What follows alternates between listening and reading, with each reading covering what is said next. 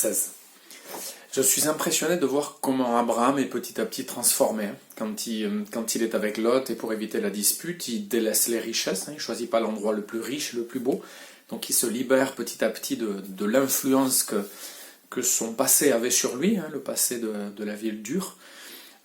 Il se libère aussi de l'attachement aux idoles et il proclame, il invoque le nom du Seigneur, le nom du Très-Haut. Il délaisse certainement les idoles qu'étaient la lune ou le soleil.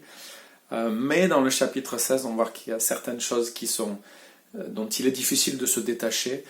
Et il écoute sa femme qui lui propose de coucher avec la servante parce que cet enfant n'arrive pas, parce que la promesse ne s'accomplit pas assez vite. En tout cas, on commence à douter de cette promesse-là.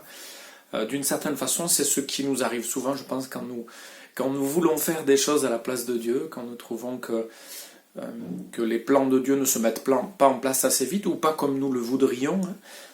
Finalement, Sarah et Abraham mettent en place leur plan, leur idée, et cet enfant qui va naître va amener des tas de complications, Ismaël. Et d'ailleurs, on va donner le nom d'Ismaël à cet enfant une fois qu'il sera revenu avec Agar. Agar qui est partie dans le désert, qui va rencontrer l'ange de l'Éternel. Dieu va prendre soin de cette femme et il va prendre soin de cet enfant. On va voir d'ailleurs, et c'est assez impressionnant, qu'il y a une promesse de descendance et de peuple nombreux qui lui est adressée, à lui aussi. Mais il faudrait quand même aussi faire attention à tout ce qui est dit aussi sur Ismaël et sur les Ismaélites. Vous savez vous savez peut-être que dans le Coran, on évoque Ismaël et on présente d'ailleurs Ismaël comme l'ancêtre des musulmans. Il faudrait se garder de faire ce raccourci dans le texte biblique. On sait simplement que les Ismaélites, évidemment, vont s'opposer aux Israélites. Il va y avoir une tension forte entre Ismaélites et Israélites. Mais on ne nous dit pas que les Ismaélites ou qu'Ismaël est l'ancêtre des musulmans. Ça, c'est dans le Coran qu'on fait ce raccourci. Et dans le Coran, ou plutôt dans certaines traditions qui ont suivi le Coran, eh bien, on dit même que c'est Ismaël qui est sur l'autel lorsque Abraham doit sacrifier son fils et que ce n'est pas Isaac. Dans le texte du Coran, il n'y a pas de nom, mais il y a des commentateurs du Coran qui sont allés jusque-là. Pour notre part, ce qui nous impressionne dans ce texte, c'est la patience et la grâce de Dieu.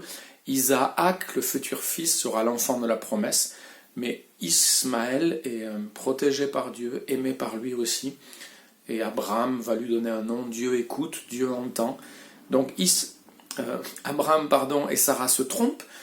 Ils veulent aller trop vite, ils n'utilisent pas les plans et les méthodes de Dieu, mais Dieu continue avec patience à les accompagner, à protéger et à bénir tout de même Agar et Ismaël. Et pour nous, c'est une leçon pleine d'encouragement et d'espoir. Essayons de rester dans les plans de Dieu, essayons d'être patients, mais sachant que lorsque nous nous trompons, eh bien Dieu nous accompagne malgré tout et bénit même ceux qui sont le résultat de nos erreurs. Ismaël et Agar n'étaient pour rien dans cette histoire, dans cette erreur, et ils ne devaient pas porter les conséquences des mauvais choix de Sarah et d'Abraham. Voilà, que Dieu vous bénisse et que nous puissions être encouragés par ces textes.